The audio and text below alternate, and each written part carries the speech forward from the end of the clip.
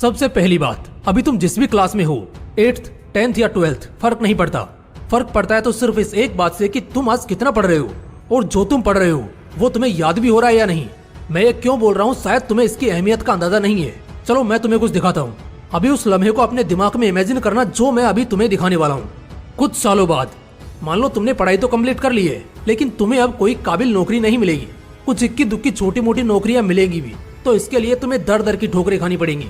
लेकिन इस वक्त तुम्हें इससे फर्क नहीं पड़ेगा, क्योंकि तुम्हारे ऊपर कोई जबरदस्ती नहीं कि तुम्हें जरूरतों के लिए कमाना है, और इसके लिए अभी तुम्हें कोई ब्लेम भी नहीं करेगा। लेकिन यही 4 से 5 साल बाद हर कोई तुम्हें ताने कसेगा, इनफैक्ट तुम्हारे घर वाले भी। तुम्हें खुद ही एहसास होने लग जाएगा कि साला क्या चाहते थे और क्या से क्या बनकर रह गए। इसकी सबसे बड़ी वजह है कि तुमने पढ़ाई कभी दिल से, मेहनत से और शिद्दत से की ही नहीं। अच्छा, कौन कहता है पढ़ाई फ्यूचर डिसाइड नहीं करती?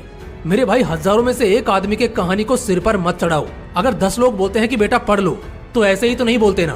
तुमसे ज्यादा दुनिया देखी है उन्होंने, तभी तो ऐसा बोलते हैं। कोई माँ बाप नहीं चाहेगा कि उसका लड़का बहुत कष्ट करे, बहुत ज्यादा पसीने बहाए। तो अगर वो पढ़ने के लिए, मेहनत करने के लिए बोलते हैं, तो इसका मतलब है कि सच में इसके अलावा कोई ऑप्शन नहीं है तुम्हारे पास। रिसेंटली मेरी एक बंदे से बात हुई थी जो बहुत मस्त बंदा था। वो एक IITian है। उसने बैंक के एग्जाम को भी क्रैक करा है। खैर, जब उसका IIT मद्रास में हो गया तो उसने बैंक की नौकरी क्विट की। फिलहाल वो अभी 26 साल का ही है और वो एक बहुत बड़ी इंडियन कंपनी में जॉब कर रहा है, जहां उसका पैकेज करीब 60 लाख के आसपास है।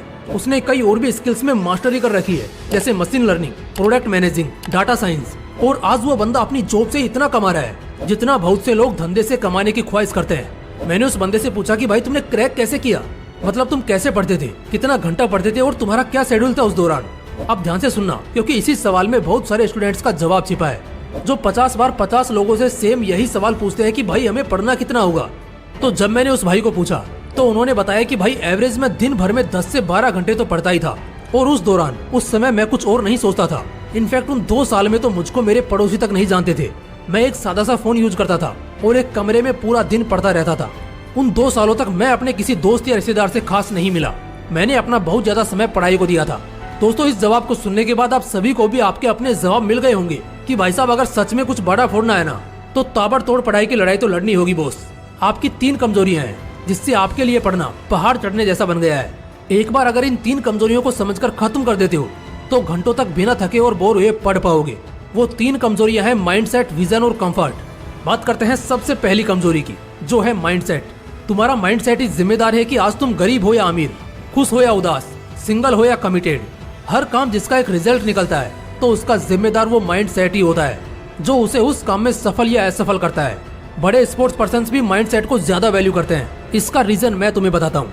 कुछ चीजें हम आसानी से कर जाते हैं क्योंकि वो आसान लगती है हमें, और वहीं कुछ चीजों में थोड़ा स्ट्रगल करना पड़ता है और कुछ समय बाद वो पहाड़ बन जाती है, जैसे कि पढ़ाई। गेम्स खेलना आसान है, सोना आसान है, घूमना आसान है, इसलिए इन सबको करने का बार बार मन करता है। वर्कआउट करना मुश्किल है, ज्यादा घंटे पढ़ना मुश्किल है, और किसी स्किल को सीखना मुश्किल है। लेकिन मुझे एक बात बताओ, क्या आज तक दुनिया में कोई ऐसा नहीं हुआ जो ये सब कर पाया है? क्या आज तक किसी ने घंटों तक जिम में पसीने नहीं बहाए होंगे? क्या किसी ने घंटों तक नहीं पढ़ा होगा? या आज तक किसी ने कुछ नया नहीं सीखा होगा?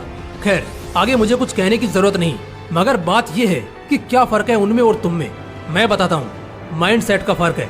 अब क्या होता है ना कि जिस काम में थोड़ा सा स्ट्रगल करना पड़ता है, मोस्टली केसेस में लोग दोबारा उसे करना ही नहीं चाहते और एक तरह का बोझ या डर अपने मन में बिठा लेते हैं, जिससे वो चींटी जैसी समस्या मन ही मन पहाड़ बनने लगती है।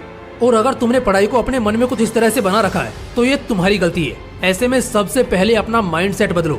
दिमाग में ये नहीं होना चाहिए कि पढ़ना हार्ड है, बल्कि ये होना चाहिए कि पढ़ने में ही तो असली मजा है।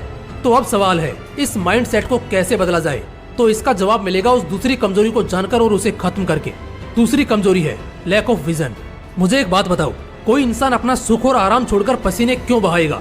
जब उसको कुछ मिलने वाला होगा तभी ना। इंसान नौकरी करता है क्योंकि उसको पैसे मिलने वाले होते हैं। एक मजदूर अगर मजदूरी करता है तो सिर्फ इसलिए क्योंकि 12 घंटे की कड़ी धूप के बाद शाम को उसके उस दिन की दिहाड़ी मिलेगी। ठीक उसी तरह एक स्टूडेंट भी तभी जी तोड़ मेहनत करेगा ना, जब उसको कुछ हासिल होने वाला होगा, कुछ ऐसा जिसके बाद वो खुशी से पागल हो जाए। हर वक्त माँ बाप बच्चों को बोलते रहते हैं, तू पढ़ता क्यों नहीं है, पढ़ाई करने बैठ, खूब पढ़ाई कर, 4 घंटे रोज पढ़, 7 घंटे रोज पढ़।